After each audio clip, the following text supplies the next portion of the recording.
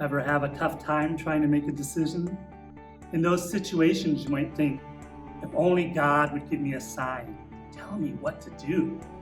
You might even think that it would be easy to make a decision if an angel spoke to you. But is that really what you want? Do you really want to give up free agency?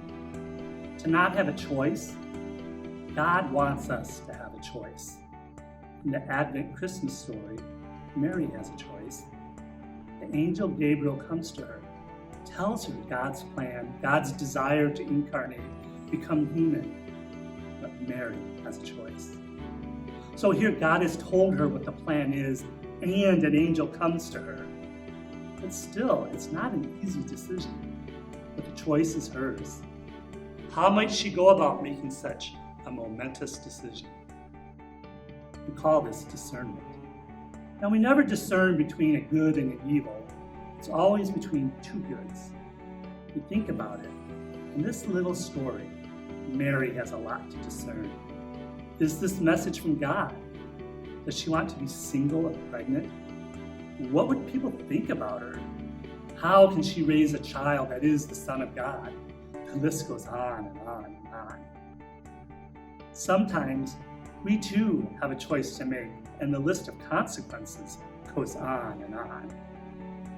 Through the example of Mary, this story teaches us how to go about discernment. The scriptures say that Mary pondered what the angel said, so we take time and reflect. How does this message sit with me? Do I feel fulfilled when I think about it? Or am I agitated? At peace with it or not at peace? These inner stirrings guide us.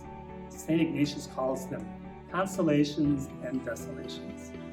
They stem from either the true spirit or a false spirit. Mary also asked questions of the angel.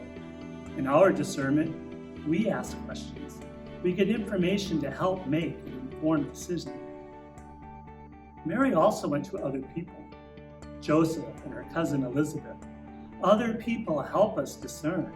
Other people help confirm the choice.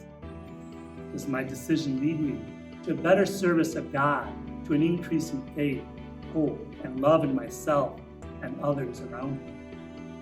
These are the signs that God gives, which work in us and draw us towards God's will for our lives.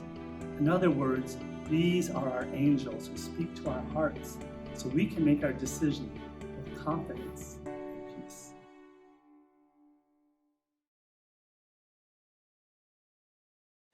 Hi, I'm Father Greg Celio.